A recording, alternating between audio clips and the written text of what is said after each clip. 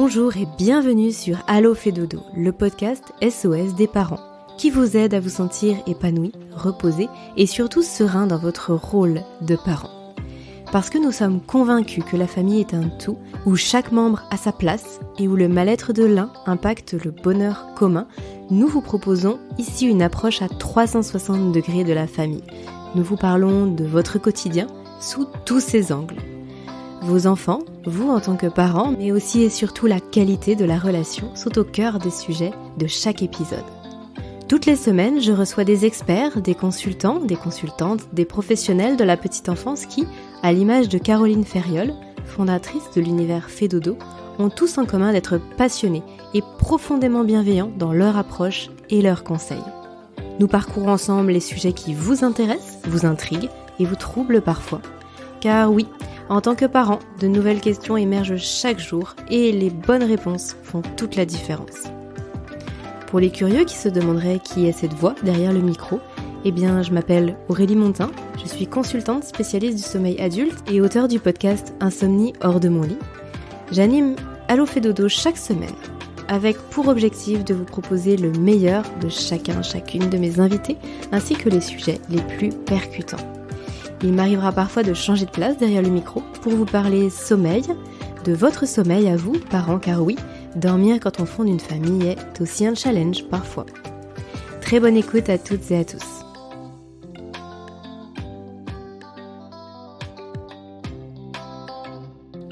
Bonjour Myriam et bienvenue à nouveau sur Allo fait dodo. Bonjour Aurélie. C'est un plaisir de te retrouver pour un second épisode dédié à l'alimentation des tout-petits. Je vais te laisser te présenter en quelques mots pour les personnes qui n'auraient pas écouté le premier épisode que nous avons tourné ensemble. D'ailleurs, si ce n'est pas le cas, je vous invite vraiment à aller écouter cet épisode et aller vous imprégner de l'approche de Myriam vis-à-vis de l'alimentation, son parcours aussi, et puis pourquoi finalement c'est pas toujours intéressant de ne s'intéresser que à ce qu'il y a dans notre assiette, enfin plutôt à l'assiette de nos tout petits, mais pourquoi l'approche globale est essentielle dans les troubles de l'alimentation des tout petits qu'on peut rencontrer dans son quotidien. Alors Myriam, qui es-tu ? Alors je suis diététicienne nutritionniste avec deux spécialités, une spécialité pédiatrique et une spécialité comportementale, d'où la tête du mangeur dont nous avons parlé lors du premier épisode. Donc j'exerce depuis un peu plus de 25 ans. C'est toujours bizarre de dire ça, Aurélie. Ça rajeunit pas, comme on dit. Mais n'empêche que même si ça ne rajeunit pas, ça me permet d'avoir de plus en plus d'expérience et de plus en plus de recul sur plein de situations différentes et de proposer des accompagnements et des non pas des solutions toutes faites, mais permettre aux parents de réfléchir sur la situation qu'ils sont en train de vivre et de le regarder par un prisme un peu différent. Myriam, on l'avait annoncé lors de notre dernier épisode. Aujourd'hui, nous allons parler de l'évolution des textures dans l'alimentation du tout petit. Et tu m'as expliqué en off lorsqu'on a préparé cet échange que c'était vraiment essentiel finalement de démarrer par les textures, alors que ça peut être un petit peu contre-intuitif, comme on l'évoquait ensemble précédemment. Avant de rentrer vraiment dans le vif du sujet et puis d'être très spécifique sur tout ce que tu peux transmettre comme information par rapport à ça, est-ce que tu peux nous faire un petit topo sur l'alimentation du tout petit, en tout cas quelques rappels sur l'alimentation du tout petit. Par exemple, la diversification alimentaire, c'est à partir de quand? Je sais que ça a beaucoup évolué finalement sur les 30-50 dernières années. C'était pas la même chose pour nos parents, pour nos grands-parents. En tout cas, c'était pas les mêmes préconisations. Et puis peut-être nous faire aussi un petit point sur justement quand on démarre cette fameuse diversification alimentaire, quels sont les choix qui sont offerts aux parents, par quoi on démarre pour notre tout petit, et puis ensuite on embraye sur les textures. Ça te convient ? Impeccable. Allez, c'est parti. Du coup, un petit rappel parce qu'il y a quand même des choses importantes, même si je dis que la nutrition c'était pas au centre de la préoccupation, mais quand même un petit peu, puisque si on fait quelques rappels de base sur l'alimentation des tout petits, on a souvent tendance à penser que c'est peut-être un adulte en miniature, alors que ça n'a strictement rien à voir. En fait, on a des phases dans l'alimentation des tout petits qui vont avoir vraiment une grande importance, et notamment les besoins spécifiques des 0-3 ans. S'il y a bien une période dans l'alimentation des petits où on a quelque chose d'ultra spécifique, c'est le 0-3 ans. Je parlais la dernière fois des 1000 jours. On est donc les 1000 jours, en fait, pour ceux qui ne sont pas familiers de ce concept, il s'agit de la période de la grossesse plus les 2 premières années de la vie de l'enfant. Et on sait que dans cette période de 1000 jours, on a beaucoup de choses qui vont impacter le reste, finalement, de la vie de la personne. Alors, ça peut paraître un concept un peu vertigineux comme ça, hein. On se dit, oula, 1000 jours pour faire toute une vie derrière. En fait, on se rend compte que ces 1000 jours vont avoir un impact de santé sur le développement de maladies futures. On va avoir un impact, notamment, si je prends un exemple, sur le diabète, l'hypertension, l'obésité, etc. Sur le fait d'avoir une croissance postnatale un peu ralentie. Et là, pour le coup, la nutrition a tout son intérêt. Donc, c'est pour ça que moi, j'ai une vraie passion dans la vie pour le 0-3 ans, parce que c'est assez déterminant en termes de nutrition. J'ai beaucoup entendu parler du microbiote justement qui se construit chez l'enfant jusqu'aux 3-4 ans et après finalement l'enfant va garder sa constitution du microbiote qu'il a eu enfant. Ça va se modifier un tout petit peu, mais finalement c'est très déterminant ce qui va se passer pour lui à la fois au niveau de l'alimentation, des antibiotiques, etc. Tu confirmes? Ah, je confirme totalement. Et en plus, au-delà de ce qui se passe après, c'est-à-dire l'alimentation que l'on peut proposer qui va entretenir au final un microbiote implanté, dès le départ, c'est le mode d'accouchement aussi qui va permettre d'avoir un microbiote un peu différent. Alors, c'est clair que l'accouchement par voie basse, c'est la voie royale pour le microbiote, puisqu'on va avoir une colonisation qui est bien différente d'un accouchement par césarienne. Ça ne veut pas dire que les enfants nés par césarienne ont un microbiote absolument déplorable, c'est juste pas le même. Et aujourd'hui, dans certains services hospitaliers, quand l'enfant naît par césarienne, on lui fait une implantation de microbiote avec une récupération un peu de flore vaginale et anale de la maman, pour pouvoir lui faire sucer un espèce de petit coton-tige là, pour lui implanter un microbiote de bonne qualité, puisqu'on sait que l'accouchement par voie basse favorise vraiment le microbiote idéal. Donc oui, ça c'est dès le départ en fait. Donc là, le microbiote est entretenu par l'alimentation ensuite. Donc le 0-3 ans, c'est quand même quelque chose de fabuleusement important, dans la mesure où des causes précoces de malnutrition, par exemple, ont des conséquences à l'âge adulte sur cette période des 1000 jours. Ça, c'est établi. On a beaucoup de scientifiques qui travaillent là-dessus. Et le concept des 1000 jours est vraiment très intéressant. Allez jeter un coup d'œil là-dessus si ça vous parle. Et même si ça vous parle pas, allez voir les publications qui existent sur ces 1000 jours. Donc, pour revenir à nos besoins, eh bien, je dirais que le premier besoin du tout petit, c'est quand même le besoin d'hydratation. Hein. Un bébé, Aurélie, c'est 80% d'eau. Hein. Donc, forcément, il faut l'hydrater. Et le rôle de l'allaitement, c'est en premier lieu, non pas de la protéine ou du lipide ou du glucide, mais bien de l'hydratation. Puisqu'un lait de maman ou un lait pédiatrique, c'est quand même en partie, et pour la plus grosse partie, de l'eau avec quelques éléments nutritionnels à l'intérieur pour assurer la croissance. Alors, c'est là où c'est assez fort, et les bébés, moi, je les considère un peu comme des super-héros, c'est qu'avec quelque chose de très riche en eau et avec peu d'éléments minéraux, un peu de protéines, beaucoup de gras et un peu de sucre, on arrive à avoir une croissance absolument dingo, puisque si on prend la première année, je triple mon poids en une année quand même, quand je suis un bébé de 0 à 1 an. Tripler son poids en une année, hein, rapporté à l'adulte, il faut en manger de la tartiflette tous les jours.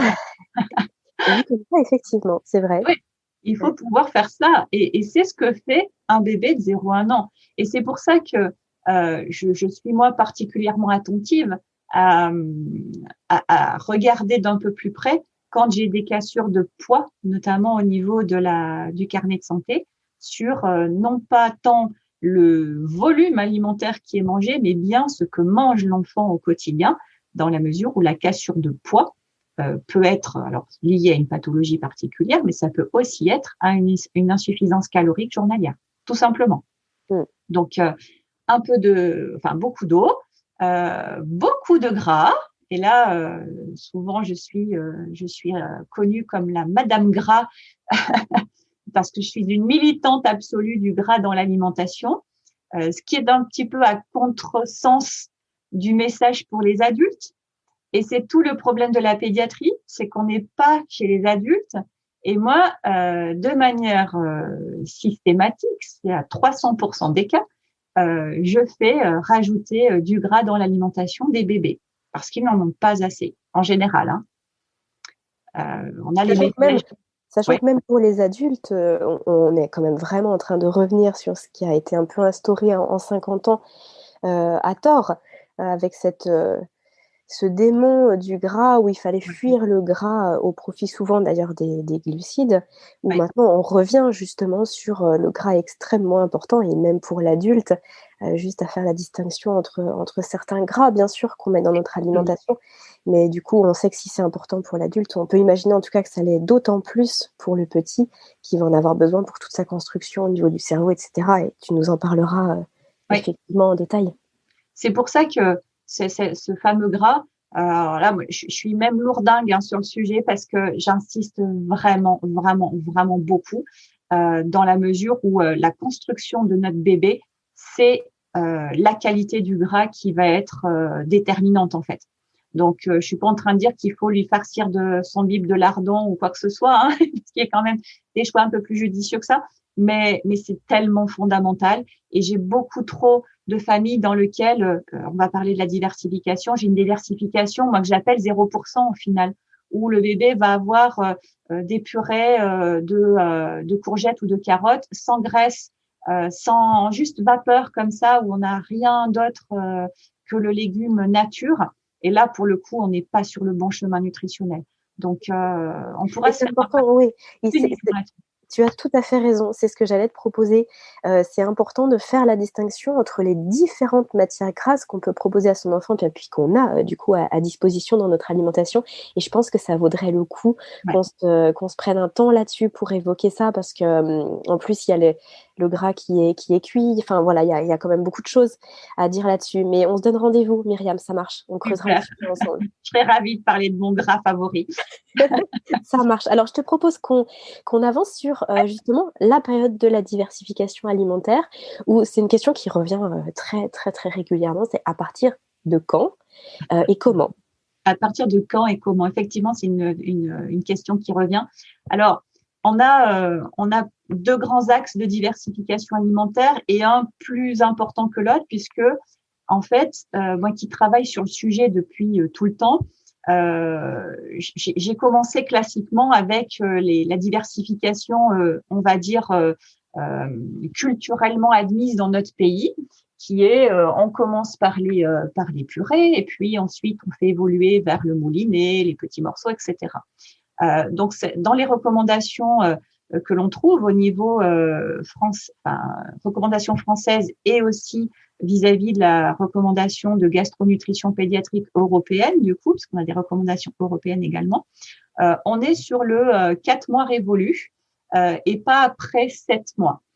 Pourquoi cette période-là? Parce qu'on a statistiquement une période qu'on appelle fenêtre d'opportunité en termes de prévention et notamment des allergies alimentaires. Donc, le 4 mois révolu et pas après 7, l'idée étant d'introduire le maximum d'aliments différents dans cette fenêtre d'opportunité et, j'allais dire, de permettre à l'enfant de se confronter au final à des allergènes particuliers de son alimentation dans cette période-là. Donc ça, j'allais dire, c'est la diversification classique qui s'est toujours fait dans notre pays. Et moi qui suis quand même de nature extrêmement curieuse, je me suis dit, mais pourquoi on fait ça en fait dans notre pays? Pourquoi on commence par les purées? Et ça a commencé à beaucoup me tracasser quand j'ai commencé à travailler avec des mamans migrantes qui venaient de pays diverses et variés, parce que je les côtoie dans une association. Et je me suis dit, mais en fait, je leur ai posé la question, comment vous faites pour diversifier vos bébés quand vous êtes au fin fond du Bénin ou de la Guinée équatoriale ou je sais pas où, en tout cas, comment vous faites pour diversifier vos bébés? Et quand elles m'ont parlé de leur modalité de diversification, je me suis dit, mais nous, on mixe, elles ne mixent pas, c'est quand même étrange. Est-ce que les bébés s'étouffent plus là-bas que chez nous, au final?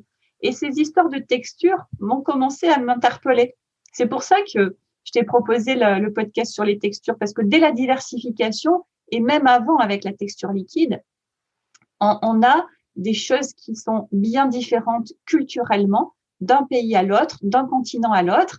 Et le côté péremptoire au final de la diversification classique, il faut commencer par les purées, il faut faire ci, il faut faire ça, ça m'a beaucoup interpellée à partir de ce moment-là. Et j'ai creusé la question. J'aime pas, moi, rester sur quelque chose de très, très figé, de très péremptoire. Pourquoi on commence par les purées? Alors, j'ai ma petite passion des brocantes qui est venue se mettre dans la boucle, où j'ai commencé à chercher les manuels de pédiatrie et de puériculture les plus vieux possibles. Donc, celui que j'ai récupéré, le dernier en date, avant, quand les brocantes étaient encore autorisées, c'est un manuel de 1912. Donc, j'ai pas plus vieux que ça. J'espère trouver un truc encore plus vieux. C'est déjà un vrai retour dans le temps, finalement. Moi, j'adore regarder un peu en arrière pour voir ce qui se faisait, ce qui était, j'allais dire, à la mode, entre guillemets, à l'époque. Et pourquoi on a commencé par les purées dans notre culture, en fait. Alors, je trouve pas forcément beaucoup de réponses. Je suis un peu frustrée sur ce sujet, dans la mesure où il y a quand même tout un historique autour des périodes de guerre, notamment, avec l'obligation de diversifier des bébés assez précocement parce que les mamans étaient mobilisées pour faire d'autres choses et notamment des munitions pour les soldats. Donc, il y a tout un tas d'historiques qu'on trouve autour de la diversification. Le plus tôt que j'ai trouvé en termes de diversification, c'est 1 mois de vie. 1 mois. Diversification alimentaire à 1 mois, mais qui correspond finalement aussi à une période de guerre également. Donc, du coup, on peut se dire, mais est-ce que c'était judicieux à l'époque? Aujourd'hui, on sait que non, évidemment. Mais une diversification doit toujours se voir dans un contexte, évidemment. Et quand tu dis aujourd'hui, on sait que non, c'est par rapport à quoi? C'est par rapport à des études récentes qui ont été menées? C'est par rapport au recul qu'on a vis-à-vis de ça, d'un simple fait empirique, on va dire? Alors, les deux, mon capitaine. Il y a des études, effectivement, qui existent sur le sujet, notamment sur la maturation digestive du bébé, sur la tolérance à certains constituants et de manière un peu moins fun, c'est vis-à-vis de la mortalité infantile aussi qu'on pouvait avoir par rapport à des modalités de diversification qui étaient inadaptées. Donc, j'allais dire, l'expérience faisant, plus les études qui sont de plus en plus nombreuses. Là, la dernière en date pour la diversification 4 mois révolus, pas après 7, elle date de 2008, un peu révisée en 2016, mais grosso modo, ça reste stable parce que on a de plus en plus en fait de cohortes de bébés que l'on suit sur la suite de leur vie, tout simplement. Et là, la dernière cohorte, on étudie des bébés de 50 ans aujourd'hui. D'accord. Donc, ça permet d'avoir au final un recul suffisant pour se dire que des pratiques à un instant T, eh bien, faut pas, par exemple, si j'ai des parents qui m'écoutent et qui n'ont pas fait ça pour leur premier enfant, loin de moi l'idée de les culpabiliser, puisque on fait toujours comme on peut à un instant T avec les données que l'on a. Moi, j'ai 2 enfants, 2 filles, une de 20 ans, une de 19 ans. Eh bien, elles ont eu une diversification plutôt autour de l'âge de 6 mois. Dans cette période-là, il y a 20 ans en arrière, on était plutôt sur cette période, alors que j'aurais pu les diversifier un petit peu plus avant ou en tout cas faire un peu différemment. Mais on ne peut pas culpabiliser de choses qu'on ne connaît pas, en tout cas, donc qu'on ne connaissait pas à l'époque. Donc, ça veut dire que ces modalités de diversification, il faut les prendre avec aussi un petit peu de recul, au sens où commencer par des purées, par exemple, et là, ça me tend la perche pour la DME, c'est pas forcément ce qui se fait de partout.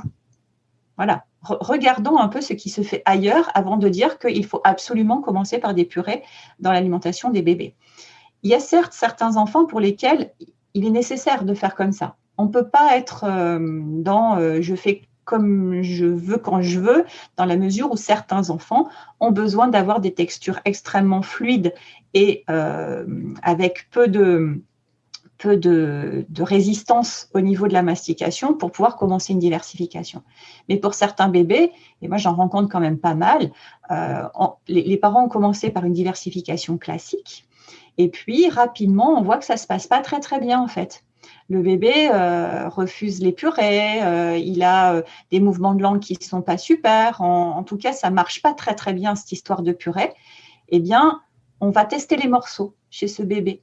Alors, je ne parle pas d'un bébé de 4 mois, hein, d'accord, hein, on va être sur un 6 mois et plus.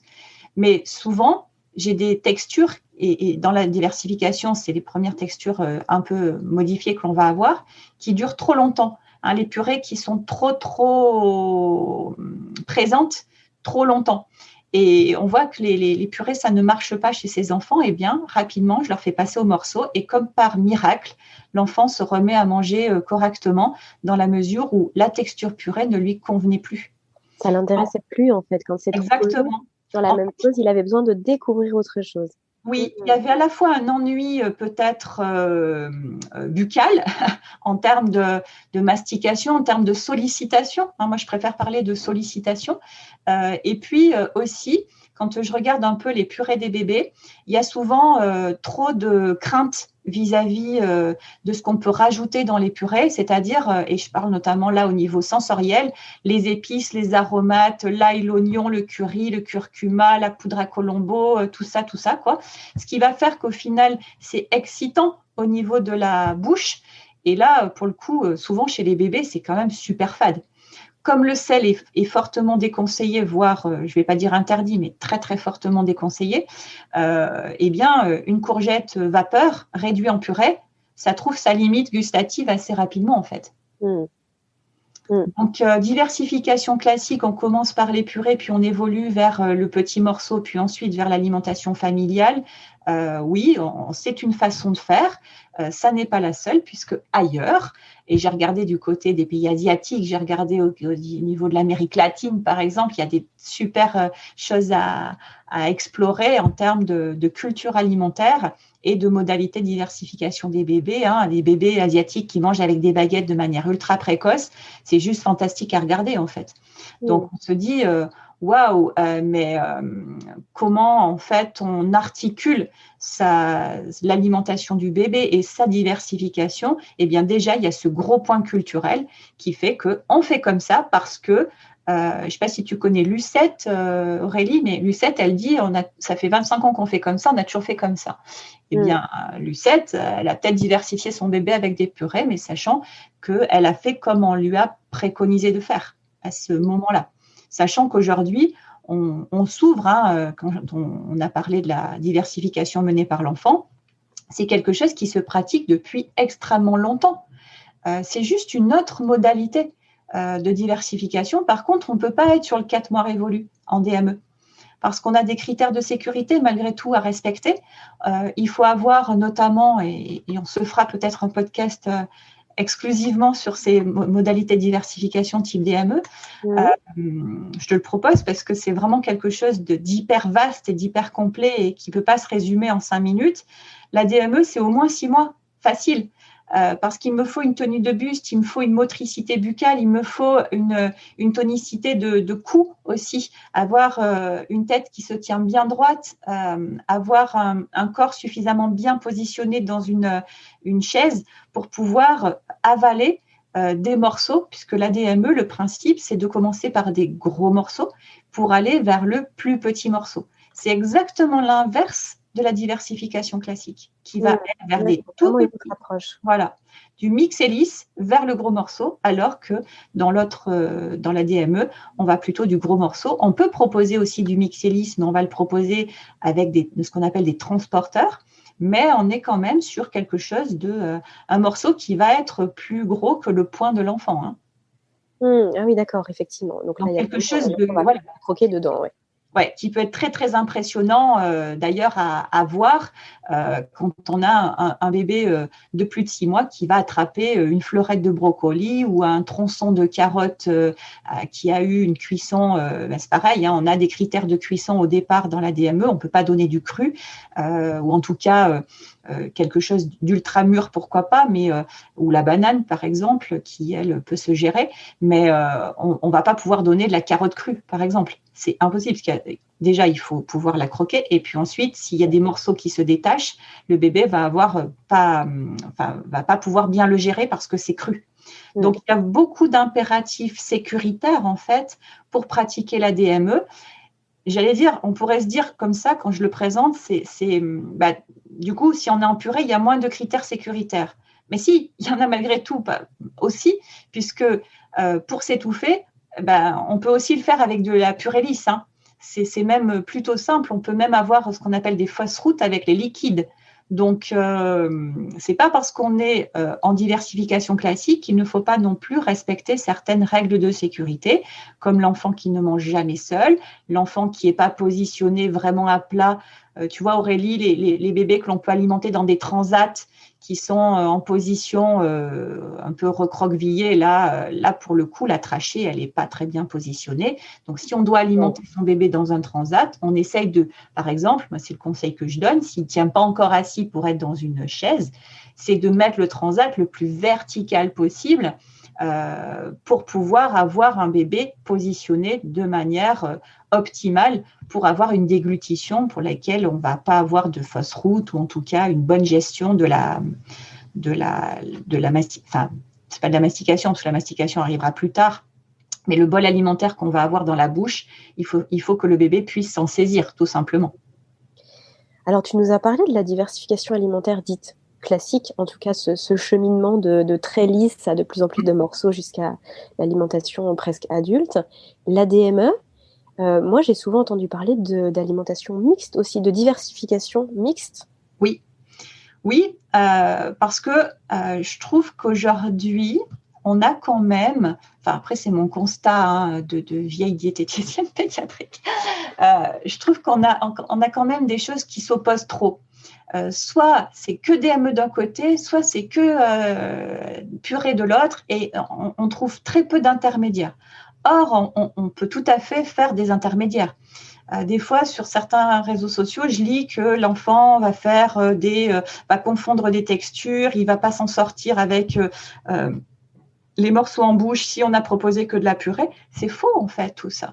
L'enfant va apprendre à gérer ce qu'on lui propose et il n'y a pas de confusion vraiment de texture. Si l'enfant n'a mangé que des purées, on lui propose un morceau, et c'est pas pour autant qu'il va avaler comme de la purée, puisque la sensation buccale du morceau, c'est pas la sensation buccale de la purée.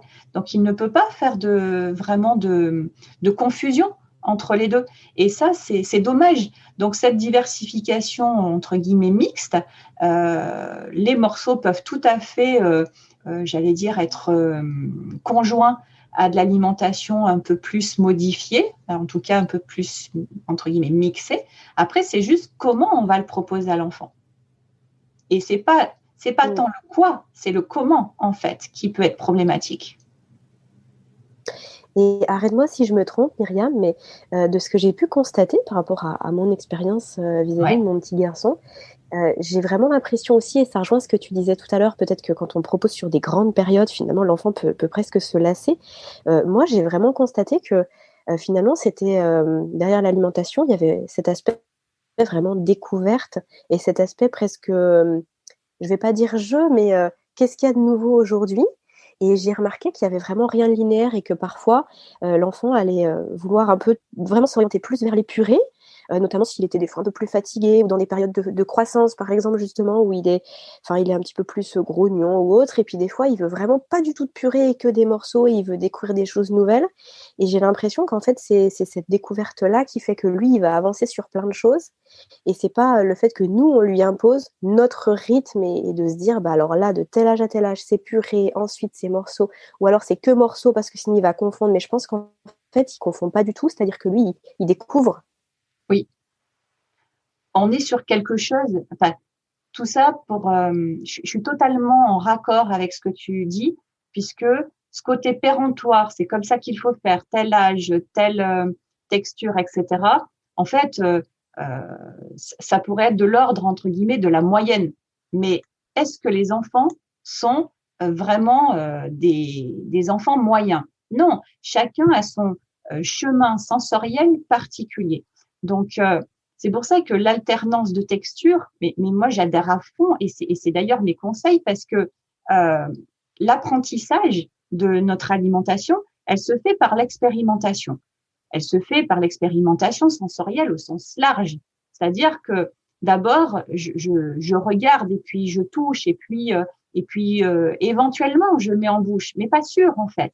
Donc, quand tu dis que l'enfant préfère telle ou telle texture quand il est un peu plus fatigué, ou en tout cas ça va un peu moins bien, mais j'allais dire, comme n'importe quel adulte, si on est un peu patraque, comme on dit, on va pas forcément aller vers des aliments qui nous demandent de la mastication, des efforts, même un effort intellectuel ou un effort de découverte. On va se reposer sur quoi? Sur des aliments qu'on connaît bien, sur des aliments faciles à manger, sur des aliments qui nous demandent pas beaucoup d'efforts masticatoires, ou pas beaucoup d'efforts psychiques, j'allais dire. Et ça se voit totalement chez l'adulte. Le seul truc, c'est que l'adulte le tolère très bien pour lui, et il a du mal à le tolérer pour les enfants. C'est là-dessus où j'aime beaucoup accompagner les parents en disant, regardons-nous d'abord, ok, et ensuite on regarde l'enfant. Mais nous, regardons notre comportement alimentaire à nous en tant qu'adultes, parce que si on se regarde soi, on comprend des fois un peu mieux l'autre aussi. Myriam, tu avais plein de choses à nous dire sur justement ces fameuses textures, le rapport aux textures quand le bébé grandit. Je te propose peut-être de commencer par ça, de voir quel est le rapport à ces différentes textures au fil des mois, au fil des années aussi. Et puis, peut-être que tu nous fasses un petit topo sur, par exemple, 5 conseils, 5 bons réflexes que les parents peuvent avoir dans leur quotidien pour que ça se passe bien. Alors 5, c'est pas beaucoup. J'en aurais tellement beaucoup. Mais on va essayer d'être synthétique. Alors, on va dire 5, et si voilà. tu veux un bonus, on en rajoute 5. Mais au moins, c'est facile à retenir. On peut le faire facilement dans son quotidien. On peut le faire. Alors d'abord, sur ce rapport aux textures, en fait, aussi pourquoi j'avais trouvé cela pertinent d'en discuter sous cette forme de podcast, parce que c'est souvent source de peur, en fait. Beaucoup de sources de blocage du côté de l'adulte qui empêchent au final l'enfant de progresser dans ses découvertes sensorielles. Et quand on regarde le chemin de l'enfant vis-à-vis des textures, on commence du coup par la sensation du liquide, que ça soit le lait de ma maman ou le lait pédiatrique à travers une tétine, mais que je déglutis, non pas tout à fait de la même manière, mais en tout cas, j'ai quelque chose de fluide. Fluide, ça veut dire quoi? Ça veut dire sans aspérité, sans grumeaux, sans particularité de stimulation énorme en fait en termes de bouche. Déjà, là, Aurélie, on pourrait se dire, mais pour les bébés qui ont des alimentations un peu plus épaissies, comme dans le cas du reflux gastro-œsophagien, c'est souvent des laits épaissis. Là, déjà, on a un changement de texture, alors qu'on est normalement sur le liquide. Donc, dès le début, on peut avoir déjà une évolution de texture qui se fait de manière extrêmement précoce parce que ça le nécessite, parce que si on prend cet exemple du reflux, le fait de compacter un peu, en tout cas de limiter la fluidité, ça permet d'améliorer le reflux de l'enfant. Donc, du coup, cette évolution de texture, si on reste dans le fluide, ensuite, on va aller vers quelque chose qui non seulement n'est plus tété, mais est absorbé via les doigts, des transporteurs. Les transporteurs, pour moi, c'est aussi la cuillère, qui va faire que, au-delà de la texture et de l'aliment, il y a aussi l'histoire du matériel, en fait.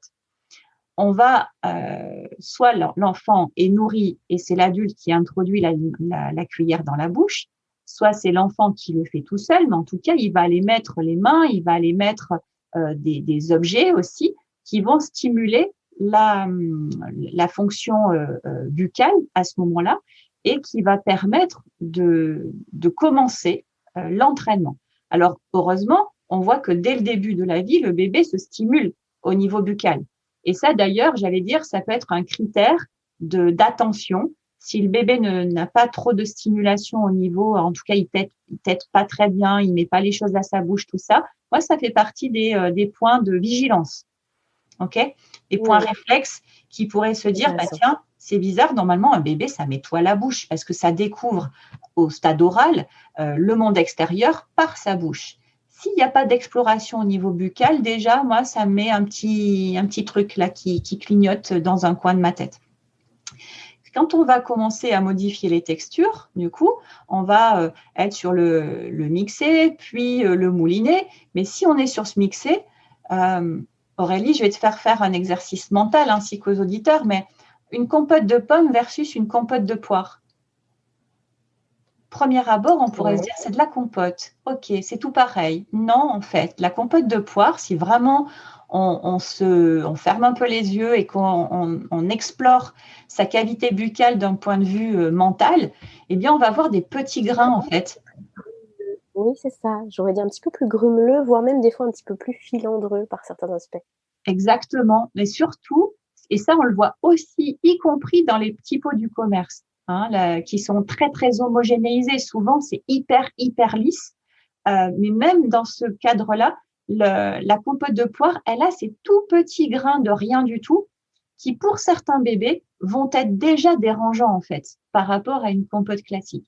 Et on va voir le bébé qui va repousser un peu sa langue vers l'extérieur on voit que ça procure une petite gêne. Alors, ça ne veut pas dire qu'on est dans le trouble alimentaire. Ça veut juste dire, et souvent, il a une tête un peu surprise, qu'on peut d'ailleurs qualifier de « il aime pas ». Non, c'est la surprise buccale que je peux avoir en fait en termes de petits grains qui viennent au final se mettre dans mes joues, contre mes gencives, un peu contre mon palais. Et puis, qu'est-ce que j'en fais de ces petits grains? Ma langue, elle est encore pas tout à fait mobile comme elle va l'être plus tard. Et ces petits grains, je sais pas trop quoi en faire en fait au début. Alors que la compote un peu classique, ou la purée de carottes, ou la purée de courgettes, c'est quand même super lisse au départ. Donc, on voit que, en termes de texture, dès le début, en fait, de diversification, on peut avoir des bébés pour lesquels on pourrait y aller à la pelle à neige, comme j'aime à dire, et ça poserait aucun souci. Et on a l'impression qu'ils n'ont pas forcément de différence de sensation. Et puis, pour d'autres, déjà, ça va commencer à être un petit peu plus compliqué. Poire versus pomme, ça fait pas tout à fait le même résultat. Donc ça, au fur et à mesure, notre chemin sensoriel, c'est uniquement de l'entraînement et de l'apprentissage par ce que j'appelle exposition. Si on ne me propose jamais, je ne peux pas apprendre. Normal. On ne devient pas marathonien comme ça parce qu'on l'a décidé. Il faut bien pouvoir s'entraîner pour espérer un jour finir les 42 kilomètres et quelques patates à côté. Donc, du coup, ça veut dire que cet entraînement, eh ben forcément, il est ponctué aussi de refus.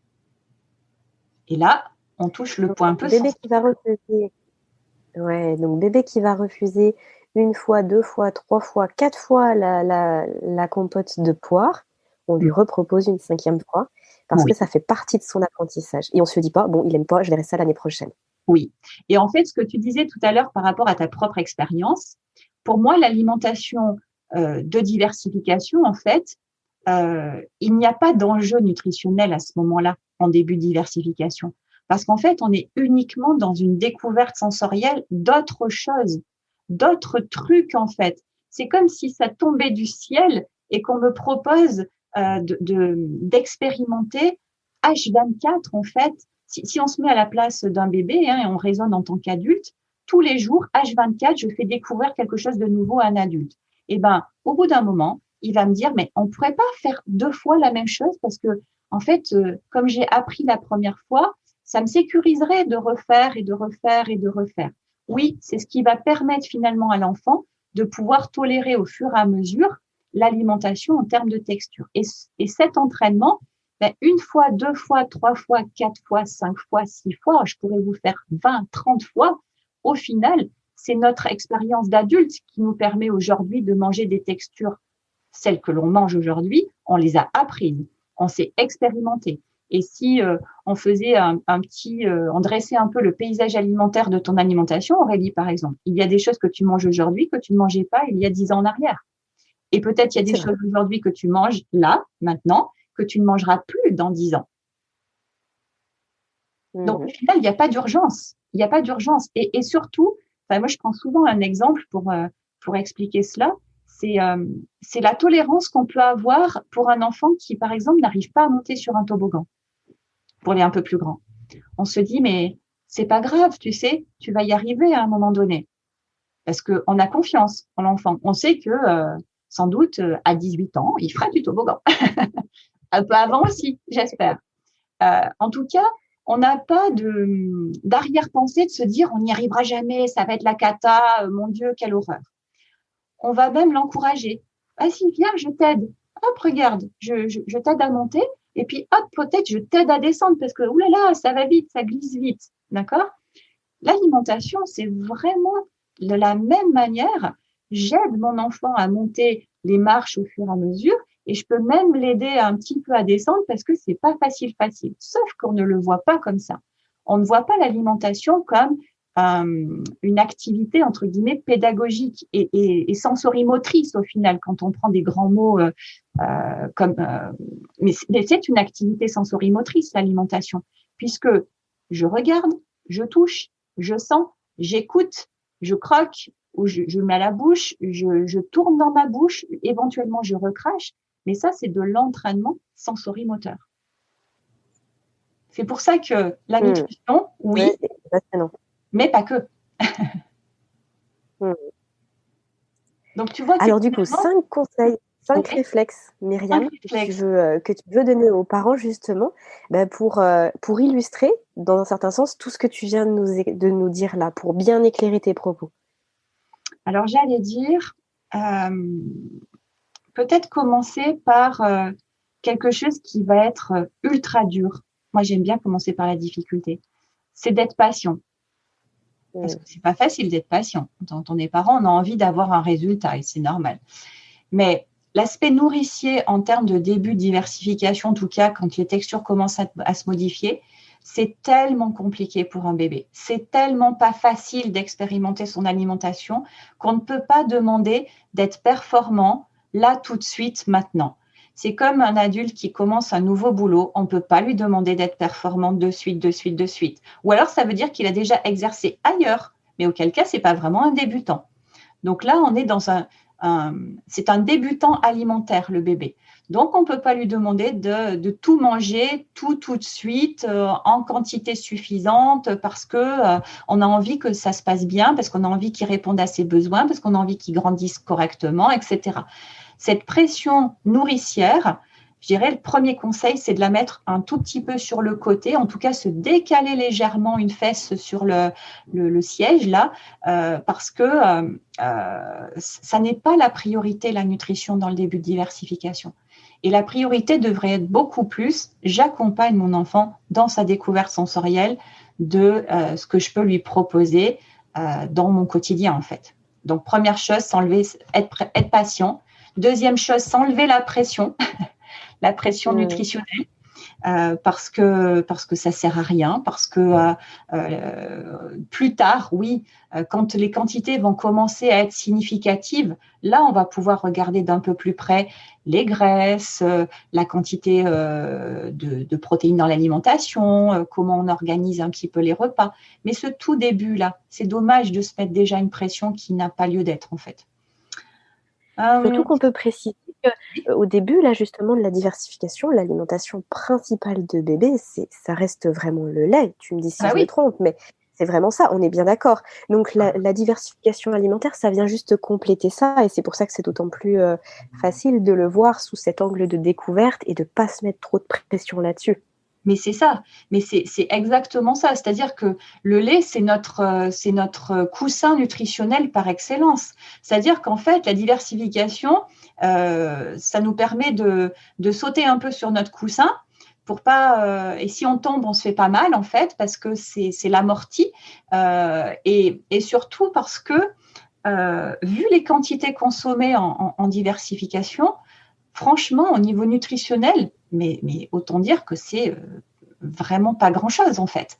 Donc, on ne peut pas se dire la compote va permettre d'apporter des éléments, de la vitamine ou je sais pas quoi. Non, non, parce qu'on est vraiment sur des quantités qui sont vraiment toutes petites. Et moi, pour dire Aurélie, quand je donne du conseil de début de diversification, quand j'ai un bébé qui est un petit peu en difficulté, je conseille la diversification au doigt. Est-ce que tu as déjà entendu parler de la diversification au doigt? Non, j'en ai jamais entendu parler. J'imagine que il n'y a pas de cuillère, il n'y a pas de, comme tu disais, les transporteurs, là, cuillère, fourchette. Tu prends, j'imagine, juste au doigt et on fait goûter que le bébé puisse suçonner ce qu'il y a sur le doigt pour se familiariser. C'est C'est ça? exactement ça. Hmm.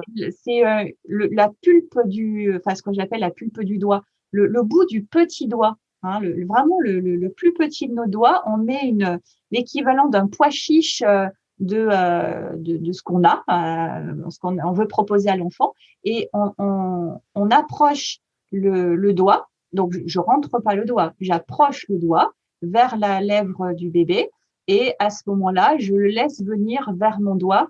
Il va téter le doigt et il va comme ça découvrir sa première sensation alimentaire d'avoir autre chose que du liquide, autre chose qu'un mamelon, autre chose qu'une tétine.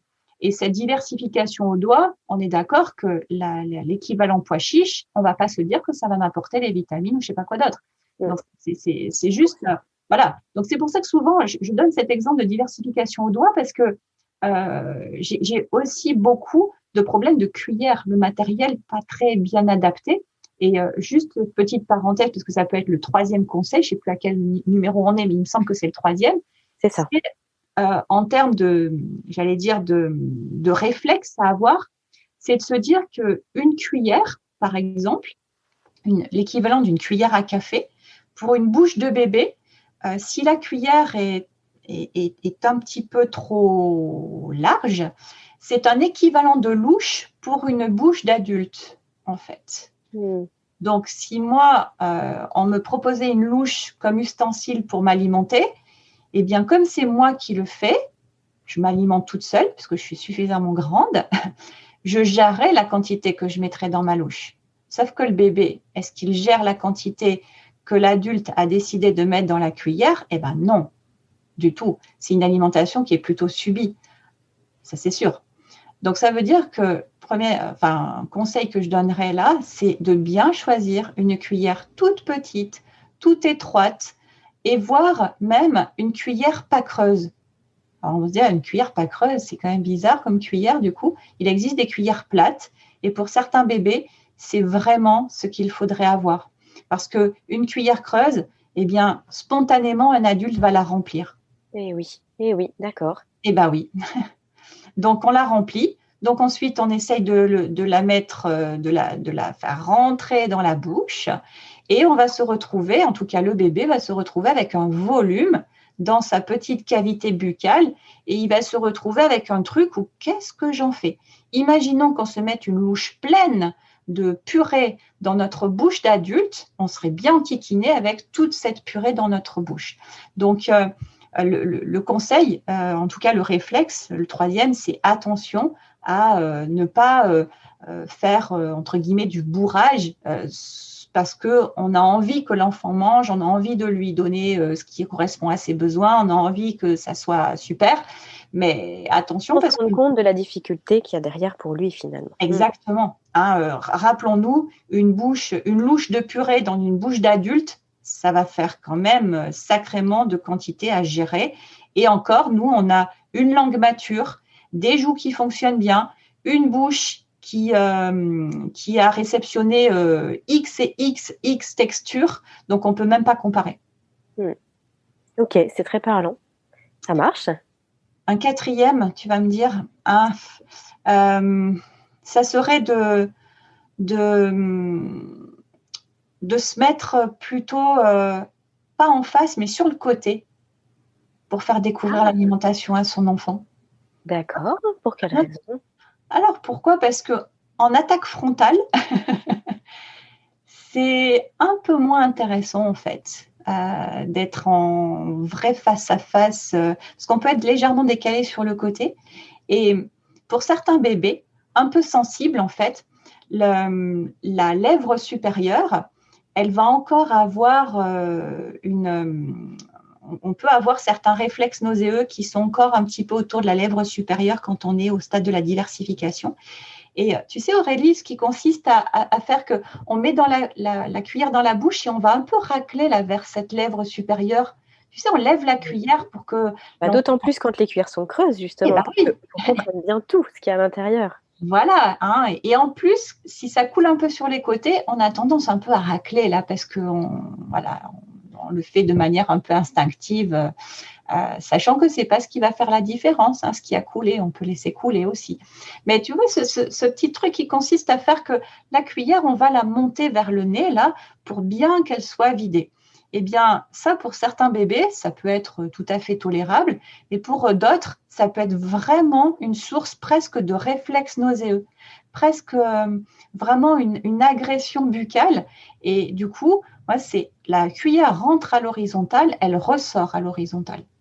Et la position de l'adulte par rapport au bébé fait que quand on est sur le côté, on le fait moins, ça. On le fait moins. On le fait moins parce qu'on est beaucoup moins en frontal et surtout parce qu'on a un angle pour donner la cuillère qui est un petit peu différent. Et aussi parce que quand on met la cuillère plutôt sur le côté de la bouche, on a une meilleure tolérance pour certains bébés qui ont des difficultés. Donc, vaut mieux faire comme ça. Je ne dis pas que c'est pour 100% des bébés, parce que pour certains, on peut être en frontal et ça… Voilà. Par contre, moi, j'aime bien rendre les bébés actifs. Parce que quand on est en diversification un peu classique, finalement, le bébé, il est plutôt passif, en fait. Il reçoit la cuillère, on met à l'intérieur, etc. Voilà.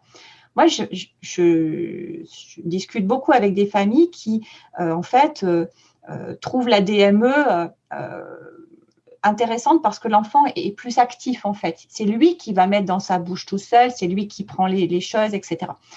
Je dis, en diversification classique, on peut rendre le bébé actif également. Plutôt que d'aller nous mettre la cuillère dans la bouche, on peut aussi mettre la cuillère presque au niveau de la lèvre et c'est le bébé qui vient chercher la cuillère. On le rend actif de son alimentation. Donc, on n'est pas là en train de bourrer des cuillères dans des bouches, on est plutôt en train de proposer, en fait, l'alimentation. Et j'allais dire qu'au-delà de ça, là, ça va être plus la comportementaliste qui va parler, mais à ce moment-là, le bébé, il gère ses sensations alimentaires également.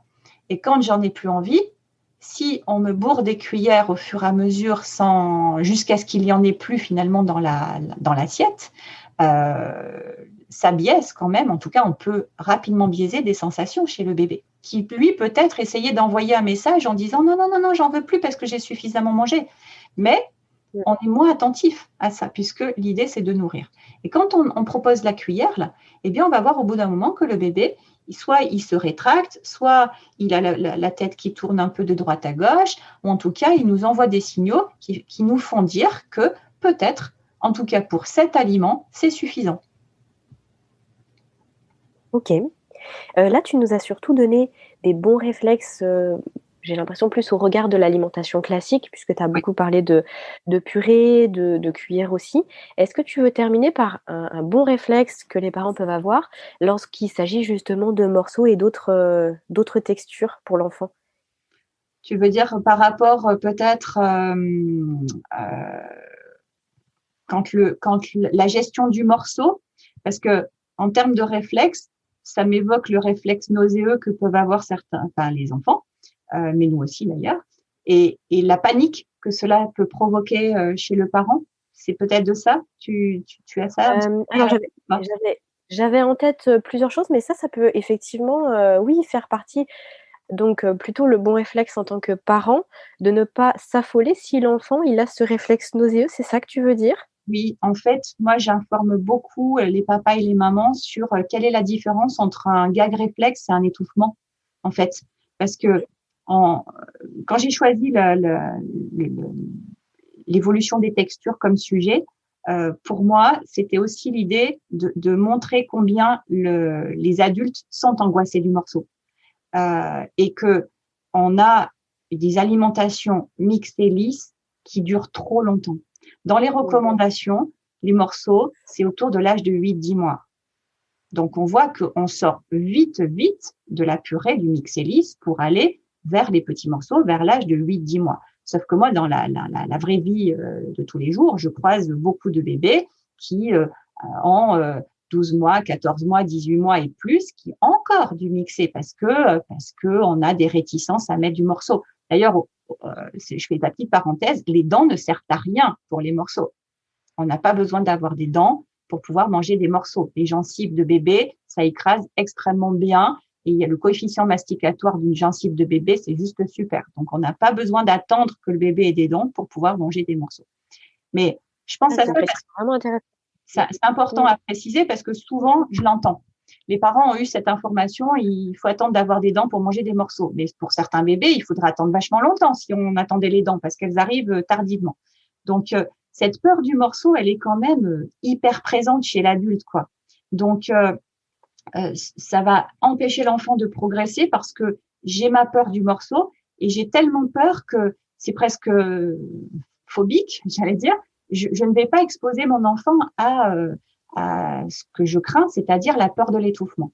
Sauf que plus on tarde, plus c'est compliqué pour l'enfant de gérer des morceaux, en fait. Plus il grandit, moins il va être en capacité de bien faire des différences et parce que l'apprentissage, normalement, devrait être précoce. Donc, je fais le début de diversification et rapidement, j'évolue parce que si on fait une diversification classique, début 5e mois, à 8-10 mois, on est déjà au morceau. Tu vois que les purées, elles durent pas très longtemps au final, en termes de timing. On a vite évolué, en fait, dans la logique. Mais le réflexe, du coup, dans le fait que je donne des morceaux et je ne m'affole pas, on s'affole si le bébé ne fait pas de bruit, il change de couleur, donc soit il passe du rouge violacé ou alors il devient carrément très blanc, il blêmit, et surtout, il n'y a pas de bruit. C'est-à-dire qu'un bébé qui s'étouffe, mais un adulte aussi, l'air ne passe plus. Donc, ça veut dire que les cordes vocales ne peuvent plus vibrer, ça veut dire qu'on n'a plus aucun bruit. C'est comme si on avait coupé le son. Ça, c'est un étouffement. Alors qu'un bébé qui va avoir, quand le morceau, par exemple, n'a pas été très bien géré par le bébé, il ne va pas dans la gorge, en fait, le morceau. Il va dans l'arrière-langue, pas dans la gorge, dans l'arrière-langue. Et il va titiller ce qu'on appelle le réflexe nauséeux de timing. OK ? Ce réflexe nauséeux, c'est un peu le truc de quand tu vas chez le docteur, on te met la baisse-langue un peu trop au fond et puis ça te fait faire un petit comme ça. Là, on n'a pas trop envie que ça recommence. Ça donne pas envie de vomir, mais pas loin. OK ? Ben là, on a souvent les yeux qui se remplissent un peu de larmes parce qu'on a eu un petit effort en fait qui nous a fait un haut le cœur. Le bébé, quand on le regarde faire, si on ne s'affole pas et qu'on lui dit « j'ai confiance en toi, je vois que tu as eu un petit morceau qui n'est pas très très bien positionné », le bébé, il va reprendre sa mastication, donc il va ramener le morceau avec son effort de gag réflexe, il va le ramener vers l'avant de la bouche, soit il le ressort, il le regarde, il le re-rogne après et il va vous regarder avec un grand sourire et il n'y a aucun souci. Mais s'il est allé un tout petit peu encore loin dans l'arrière-bouche, l'arrière-langue, le bébé fait du bruit pour faire ressortir le morceau. Ça fait il grésille en fait. On voit qu'il essaye de faire ressortir le morceau. Ça, c'est pas un étouffement. Il devient un petit peu rouge, mais on voit que c'est un effort, mais il fait encore du bruit. Donc ça, c'est le gag réflexe, c'est pas un étouffement. Mais je comprends que ça puisse être l'apprentissage du coup. Pardon ? Oui, c'est vrai que ça peut être impressionnant pour les parents, mais finalement, il faut le voir comme un apprentissage aussi de toutes ses capacités buccales, si je comprends bien. Ça lui apprend à gérer les morceaux qui vont à droite à gauche. Ça lui apprend que le morceau, il va pas toujours rester dans la bouche, qu'il va falloir en faire quelque chose pour pas justement qu'il tombe trop loin, c'est ça ? C'est exactement ça, parce que l'entraînement du marathonien consiste à augmenter la distance au fur et à mesure dans les entraînements. D'accord ? Là, dans l'apprentissage des textures, c'est d'augmenter l'exposition. C'est pas forcément d'augmenter la taille ou quoi que ce soit. C'est d'augmenter les propositions au fur et à mesure que mon bébé progresse dans son alimentation pour que lui-même puisse arriver à gérer l'espace moteur, j'allais dire, de sa bouche, et qu'on puisse finalement, d'un point de vue, parce que les récepteurs tactiles dans la bouche, il y en a énormément, qu'on puisse avoir une information qui arrive au niveau du cerveau et de dire, ah ben ça y est, c'est la bonne taille, c'est la bonne texture, je peux avaler. Mais ça, si je ne l'expérimente pas, c'est pas vraiment possible de le faire comme ça de manière intuitive. D'ailleurs, ça ne se fait pas de manière intuitive. Ça n'est que de l'apprentissage. C'est très clair. Tu me demandais tout à l'heure à quoi je pensais justement quand je te posais ma dernière question là par rapport à un réflexe, un bon réflexe qu'on peut proposer aux parents.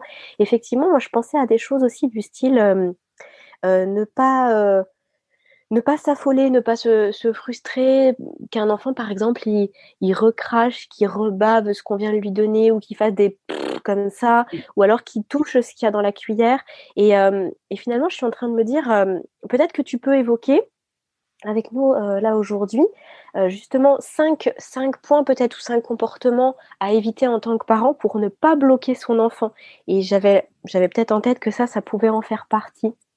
Oui, ça peut en faire partie effectivement parce que tu sais, quand les enfants jouent avec l'eau et qu'ils tapotent et ça éclabousse, Oui. ce tapotage d'eau là, c'est finalement de l'expérimentation tactile avec une texture aussi. Mais c'est tellement rigolo de faire ça. Nous, on peut trouver ça beaucoup moins sympathique parce que on va voir le côté peut-être pragmatique. Il me met de l'eau partout, il va falloir que j'essuie derrière, etc. Sauf que cette expérimentation-là, pour le bébé, elle est juste essentielle. Et là, le fait que je puisse toucher, recracher, faire des bulles, mettre en bouche, mais finalement, c'est pas tout à fait ce que j'avais espéré. Je le ressors, je le manipule avec mes mains, je le remets dedans. Nous, on peut avoir des images d'adultes, en fait, autour de la salissure, de l'hygiène, de tout un tas de choses.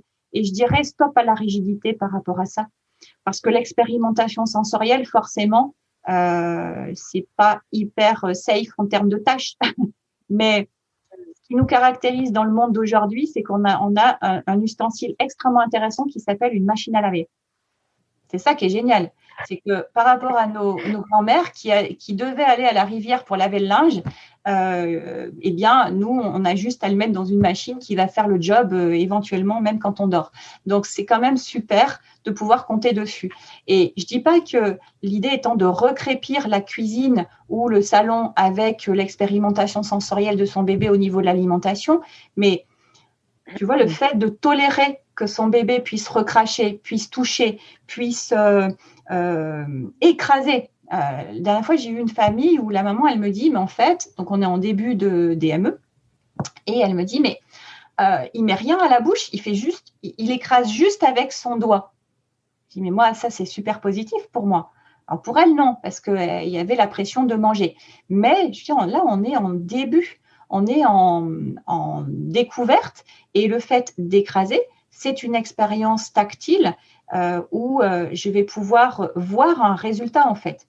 Quand un bébé saisit un morceau et qu'il va mettre une pression dans sa main pour écraser le morceau, c'est bien de l'expérimentation. Ça, on le voit en pâte à modeler, quand il attrape la pâte à modeler et que ça passe entre les doigts. Tu sais, ça sort au niveau des doigts là. Ou quand on fait des jeux de sable, on prend le sable et ça passe à travers les doigts aussi, ça coule et on essaye de fermer les mains, mais en même temps, ça reste pas dans nos mains, ça coule quand même. Tout ça, c'est des expérimentations que l'on fait aussi au niveau alimentaire. On a d'abord l'expérimentation de l'œil. Je regarde à quoi ça ressemble. D'ailleurs, un adulte, pour choisir dans un resto, il va d'abord regarder. Il n'y a personne qui vient lui décrire son alimentation. Donc, il y a des sens qui sont, entre guillemets, prioritaires. Mais l'œil, il est quand même un petit peu tout, pardon du terme, mais un peu tout couillon parce qu'on peut se faire avoir avec l'œil. Ça peut paraître joli ou paraître pas appétissant, mais le joli peut ne pas être bon et le pas appétissant peut être sublime au niveau des papilles gustatives. Donc, il y a des sens qui sont là pour nous guider, mais qui ne peuvent pas être pris à 100% de leur message, dans la mesure où l'expérience va nous faire dire que, par exemple, le truc qui était moche, eh bien, c'est super bon. Donc, l'expérimentation, le se salir, en mettre de partout, cracher, dégouliner, etc. Pour moi, ça, c'est extrêmement positif parce que ça veut dire que c'est un bébé qui n'a pas vraiment de souci d'oralité. C'est au contraire un point très, très positif pour moi. Ok, super intéressant. Donc, une autre chose à éviter, et ça, je pense que c'est vraiment important, c'est le forcing. Non, pas forcer un bébé ou un enfant d'ailleurs, parce que je peux étendre au plus grand d'ailleurs. Ne pas forcer en fait. Ne pas forcer parce que déjà, ça ne sert à rien. Ça va être extrêmement contre-productif. Alors, au départ, peut-être ça va marcher. Mais rapidement, en fait, on se met plus de bâtons dans les roues pour la suite qu'autre chose.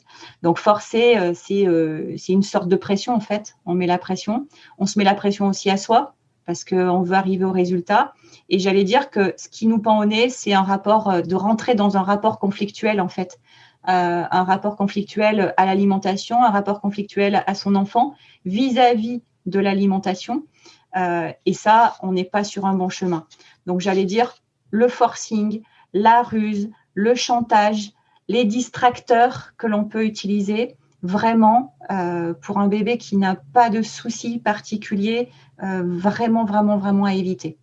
La ruse, en fait, elle marche encore une fois au début, mais après, j'insiste sur la ruse parce que l'alimentation, c'est une question de confiance envers l'autre. Si un jour, Aurélie, tu viens manger à la maison et que je te propose quelque chose que tu ne connais pas, il va te falloir une grande confiance en moi pour que tu puisses accepter de manger ce que je te propose, sachant que ça n'a ni la couleur, ni la forme, ni la texture, ni l'odeur de quelque chose que tu connais. Ça voudrait dire que tu me fais confiance. Et en plus, peut-être, je te dirais, mais fais-moi confiance. Tu sais, je ne vais pas t'empoisonner.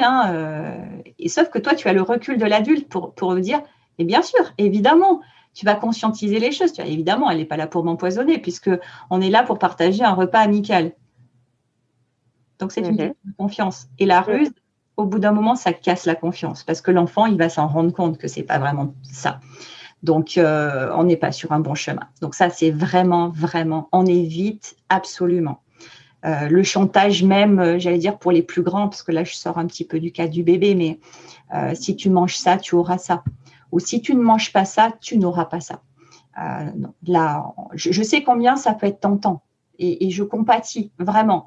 Mais vraiment, ça n'est pas du tout une bonne idée et on s'engage sur un chemin qui est chaotique là et qui va rapidement virer sur un truc pas cool. Donc, on évite tout ça. Et Myriam, ça me fait penser aussi à quelque chose, là, l'exemple que tu prenais de si tu m'invites à venir manger quelque chose chez toi que je ne connais pas. C'est vrai qu'il y a quelque chose aussi qui me mettrait forcément en confiance, c'est de voir que tout le monde autour de la table mange ce que tu m'as préparé et que toi aussi, et que tout le monde expérimente la même chose. Et du coup, ça me fait vraiment penser à un exemple que tu m'avais partagé lorsqu'on avait préparé ces podcasts. C'est le fait que c'est important aussi que l'enfant, il soit pas tout le temps, tout seul à manger, uniquement lui, et à manger ce qu'on lui donne, et que personne d'autre ne mange non plus ce qu'on lui donne, parce que du coup, il n'a pas ce comparatif de se dire, finalement, tout le monde mange comme moi autour de la table, c'est que ça doit être cool, c'est que ça doit être sympa, c'est que ça doit être bon. Là, il n'y a que moi qui mange ça, pourquoi les autres pas? Est-ce que je peux faire confiance, justement? Et cette notion de confiance, elle intervient là aussi. C'est exactement ça. En fait, c'est l'apprentissage par imitation, c'est le premier mode d'apprentissage chez l'enfant. Et le temps du repas, puisque moi, je le vois comme un temps pédagogique et pas comme un temps nutritionnel en tant que tel, on est totalement là-dedans.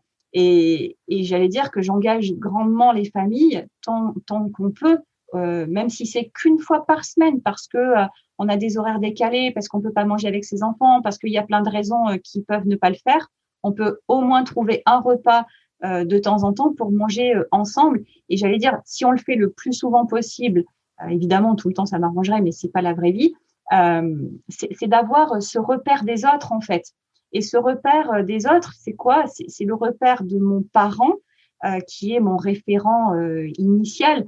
Après, je vais avoir d'autres référents. quand je vais commencer à côtoyer les collectivités, par exemple, je vais voir, entre guillemets, mes pairs, PAIRS, qui vont être installés à côté de moi, qui vont manger des choses où moi, je trouve que ça ressemble à rien du tout dans mon assiette et j'ai juste pas envie de le regarder. Par contre, je regarde l'enfant qui est assis à côté de moi et lui, il est en train de se régaler avec une tête ultra réjouie. Eh bien, ça donne non pas peut-être directement envie de suite à l'enfant, mais ça lui montre et ça valide surtout le fait que le truc qui est dans son assiette à ce moment-là, c'est quelque chose qui se mange.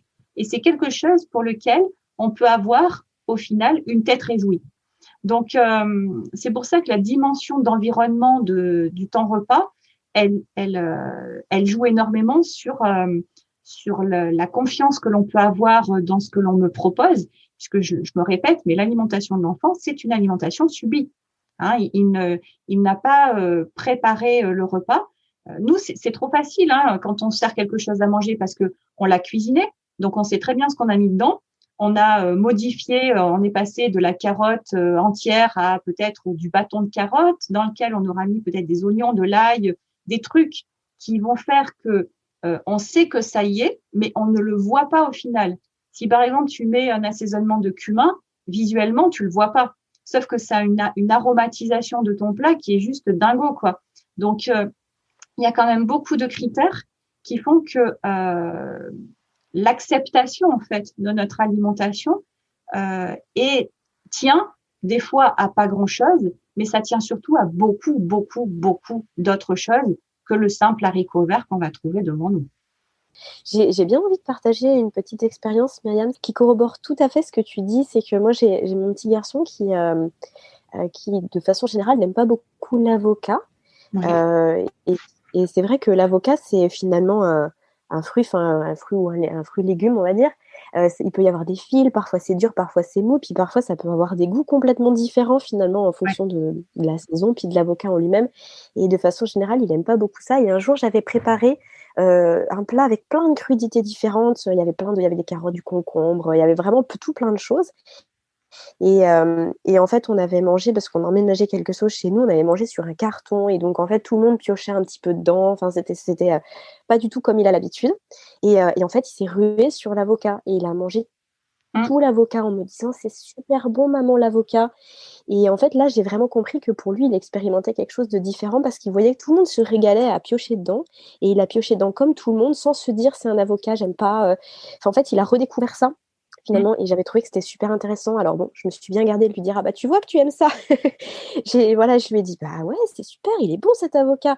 Et puis voilà, après on est passé à autre chose, et je me dis, c'est peut-être parfois aussi l'occasion de faire découvrir aux enfants dans d'autres contextes, dans d'autres choses, et puis dans un cadre où dans la famille on pioche tous dans le même truc, et il se rend compte que tout le monde trouve ça bon, et que tout le monde peut piocher, puis qu'il n'est pas obligé de manger ci, de manger ça. Et j'ai eu la sensation que cette liberté-là lui avait fait beaucoup de bien. Mais c'est complètement ça, puisque le contexte dans lequel on mange va faire toute la différence. Il suffit que, par exemple, quand tout à l'heure je parlais du frontal, je te positionne à une table d'un super grand resto, hyper classe, etc.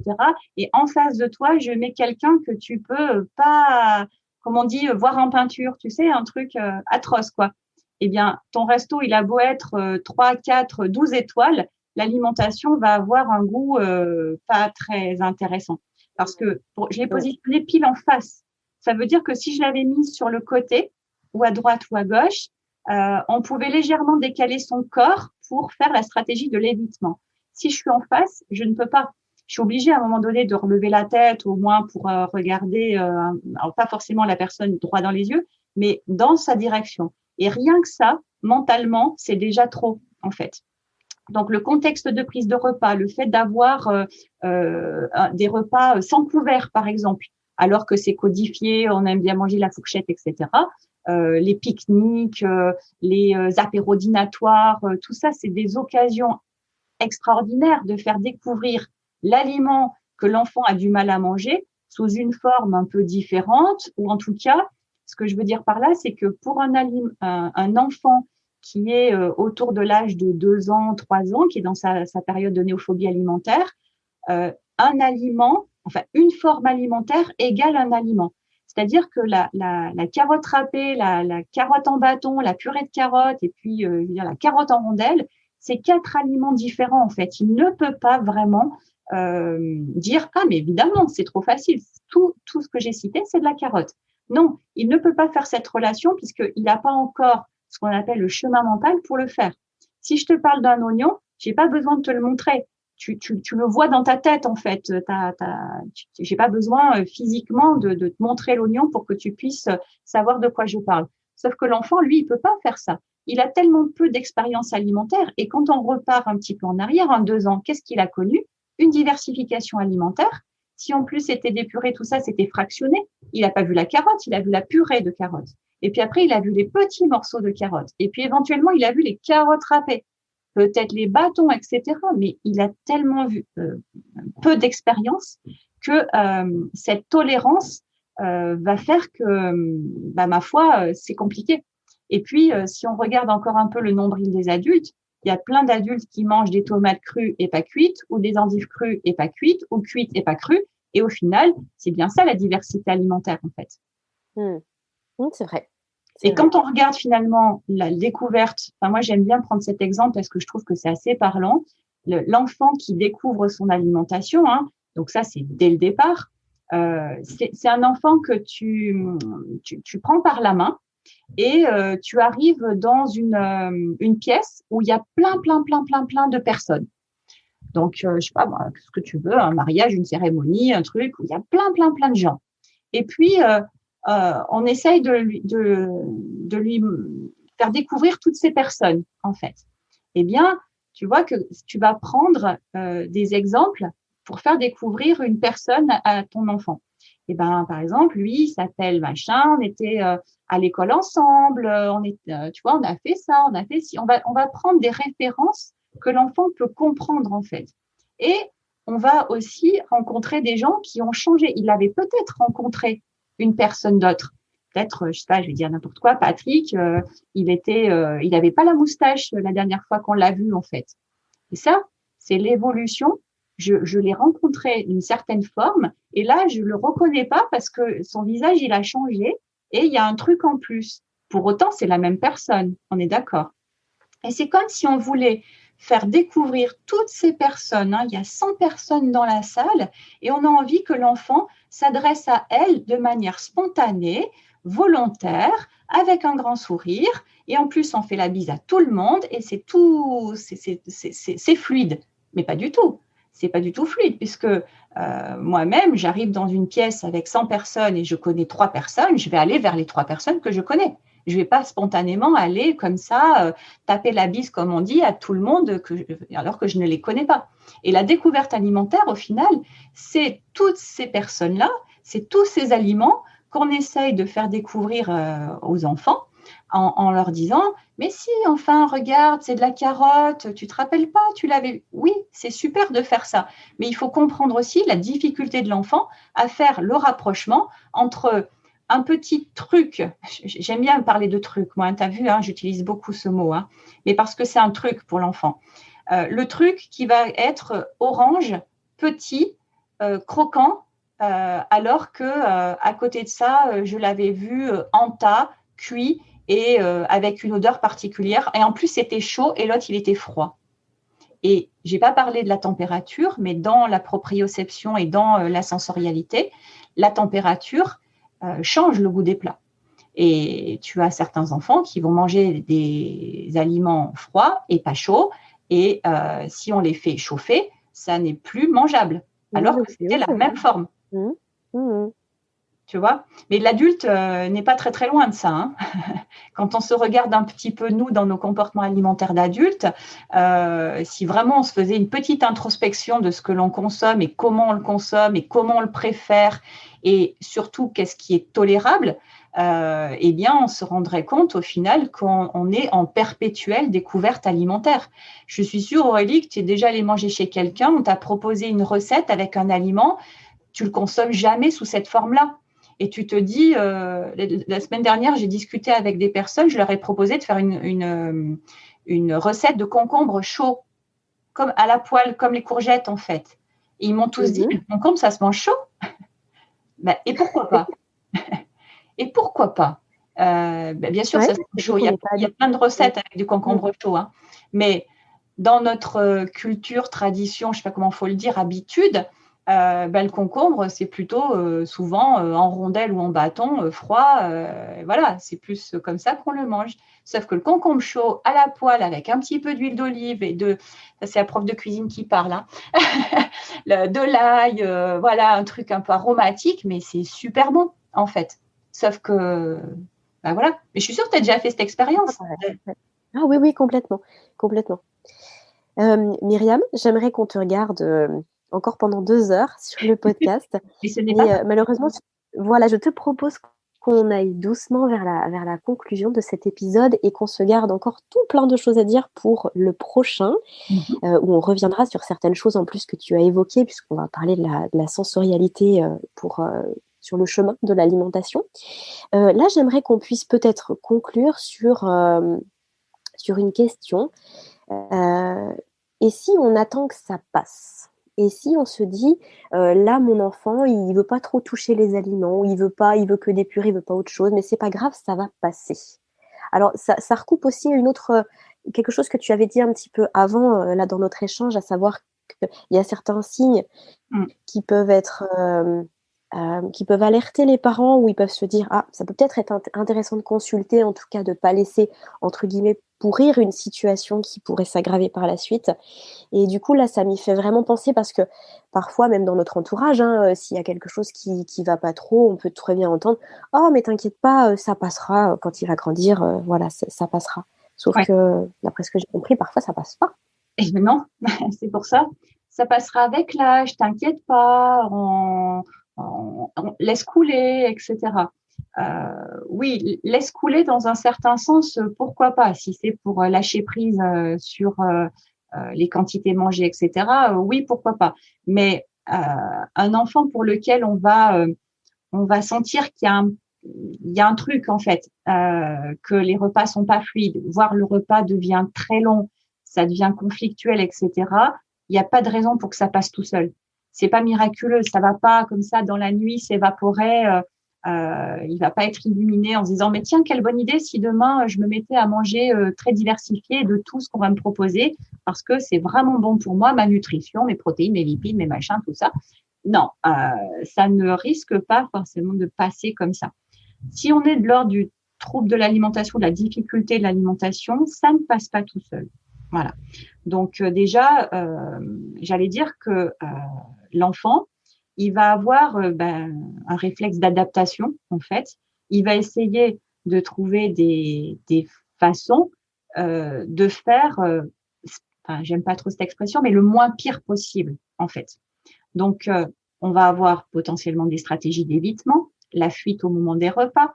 On peut avoir des tris sélectifs qui commencent à se mettre en place, la sélectivité alimentaire qui va devenir de plus en plus importante, ce qui fait que selon comment l'enfant va essayer de s'adapter à la situation, on peut aussi avoir des impacts sur le statut nutritionnel de l'enfant, avec des carences alimentaires parce que l'alimentation se restreint tellement que on ne peut plus malgré tout répondre aux besoins nutritionnels. Notamment, j'ai des enfants quand on est dans des sélectivités importantes qui ne mangent par exemple aucune crudité, que ça soit fruits ou légumes, peu importe, quelque chose de cru. Les choses crues, elles ont la caractéristique de comporter, le végétal cru a la caractéristique de comporter beaucoup de vitamine C. Et cette vitamine C, elle s'oxyde à la chaleur. Donc, dans tout ce qui est compote et compagnie, on n'en a quasiment plus. Si je n'ai pas de crudité dans l'alimentation, pour moi, crudité, c'est pas légumes crus, c'est le végétal cru. Eh bien, on va avoir ce manque de vitamine C. Et ce manque de vitamine C quotidien, au final, ça provoque des pathologies derrière. Donc, j'allais dire, au-delà d'une sensorialité malmenée, le fait de se dire « t'inquiète pas, ça va passer », moi, je suis vraiment pas d'accord avec cette expression. Et j'ai une expression qui m'enquiquine encore plus, c'est « un enfant ne se laisse jamais mourir de faim ». J'ai horreur de cette expression, en fait. Parce que dans ma pratique, c'est pas vrai, en fait. On ne se laisse pas mourir de faim. Par contre, on va avoir une inadaptation à son alimentation. à son environnement alimentaire. Et on peut avoir des enfants pour lesquels ce n'est pas un refus de s'alimenter en tant qu'anorexique, par exemple, mais il ne peut pas. Il ne peut pas s'alimenter dans la mesure où sa sensorialité ne le permet pas. Et ça ne passera pas si on n'a pas de prise en charge. Donc, un enfant qui se laisse pas mourir de faim, ouais, allez, ok, pour peut-être 95% des enfants qui vont avoir un rattrapage calorique sur le repas suivant ou sur les repas suivants, je mange un peu plus, un peu moins, et ça se régule. Mais en fait, cette expression, il faut pas se reposer dessus en se disant qu'elle est vraie à 100%. C'est faux. En tout cas, c'est faux. Moi, dans ma pratique, je ne peux pas dire qu'un enfant ne se laisse pas mourir de faim. Et je l'aime pas, cette expression, parce que en plus, on dirait que ça repose que sur l'enfant. Or, sa découverte alimentaire et sa capacité à s'alimenter, elle ne repose pas que sur sa capacité à lui tout seul, en fait. C'est ce qu'on va mettre en œuvre autour de lui, c'est les réponses que l'on va apporter à ses difficultés. Et tout à l'heure, quand je parlais de la ruse ou du chantage, eh bien, ces réponses-là, par exemple, on sait que ce sont des renforçateurs, en fait, de difficultés alimentaires. Mais du coup, c'est vrai que c'est pas forcément évident de se positionner en tant que parent par rapport à tout ce que tu as évoqué, à savoir laisser une certaine souplesse, laisser aussi le temps à l'enfant de s'habituer à certaines choses, revenir plusieurs fois sur certaines textures si ça passe pas au début, et en même temps être conscient que oui, ça peut ne pas passer et qu'il faut quand même parfois agir et faire quelque chose et l'accompagner et l'aider un petit peu plus loin, d'où les consultations et les accompagnements que tu proposes. Et finalement, ce juste milieu en tant que parent, pour qui souvent, et tu le disais très justement tout à l'heure, il faut de la patience parce que les repas, c'est 3 à 4 fois par jour et avec le travail et avec éventuellement la fratrie à côté, on a parfois peu de temps pour le repas. Il faut de la patience pour chacun et on peut se laisser un peu déborder et ne pas savoir faire cette balance, ce juste milieu. Qu'est-ce que tu dis, toi, aux parents et comment tu les accompagnes au mieux à trouver ce chemin? Justement, mon œil extérieur à la situation permet aussi d'avoir un prisme différent. Je n'ai pas l'affectivité qui rentre en jeu dans cette problématique. Moi, j'ai l'œil extérieur on m'expose une situation et l'idée étant d'expliquer et de pouvoir montrer aussi à la famille que peut-être ça n'est pas de l'ordre du trouble alimentaire à ce moment-là. On est plus dans peut-être des règles de vie à table ou des propositions peu variées parce qu'il y a une angoisse du morceau ou parce que les habitudes alimentaires familiales sont pas, entre guillemets, pardon du terme, mais optimales pour l'enfant. Et auquel cas, l'idée étant de guider vers un chemin un petit peu plus approprié.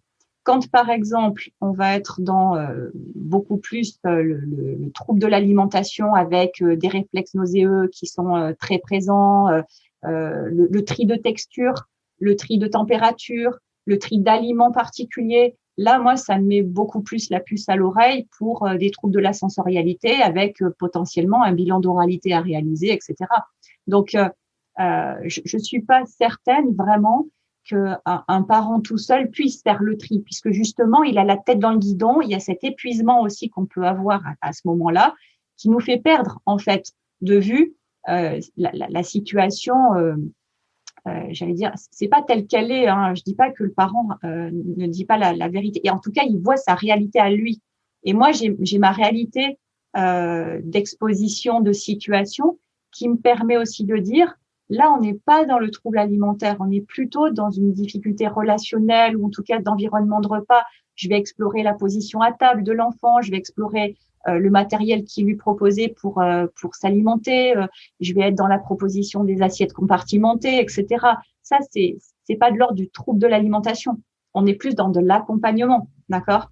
Alors, quand on est sur des difficultés alimentaires plutôt physiologiques ou pathologiques, là, ça nécessite des prises en charge qui sont bien différentes. Ok. Myriam, où est-ce qu'on te retrouve? Comment on te contacte? Tu peux nous rappeler? Plutôt par mail à myriam@madameyam.fr et puis dans d'autres podcasts avec toi, Aurélie. Super. Alors, pour conclure celui-ci, Myriam, j'aimerais te proposer de de me donner 3 mots, 3 valeurs qui te caractérisent. Oh, la difficulté, mon Dieu. Si, bavarde, ça me caractérise vraiment beaucoup. Ensuite, passionnée, deuxième. Et, ça va de pair. Pardon ? Ça va de pair un petit peu quand même. Oui, je pense. Parce que passionné, on a souvent tendance à aimer partager aussi. Exactement. Et puis le dernier, j'hésite entre perpétuelle curieuse et perpétuelle pédagogue optimiste. Tu prends celui que tu veux.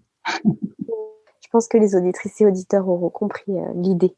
Je te remercie infiniment, Myriam, pour tout ce que tu nous as partagé aujourd'hui dans un épisode vraiment très détaillé où finalement on a balayé beaucoup de choses. Et j'aurai grand plaisir à te retrouver pour un prochain sujet du jour. Je te dis à bientôt. À bientôt, Aurélie, merci. Cet épisode touche à sa fin. Il est l'heure de se quitter, mais pas pour très longtemps, puisqu'on se donne rendez-vous la semaine prochaine avec une nouvelle invitée. Des questions sur le sommeil de votre enfant ou sur le vôtre en tant que parent, des interrogations plus largement sur le domaine de la petite enfance, je vous invite à solliciter directement un rendez-vous gratuit avec une consultante de l'univers Fedodo sur fedodo.fr. À très bientôt sur Allo Fedodo et prenez bien soin de vous.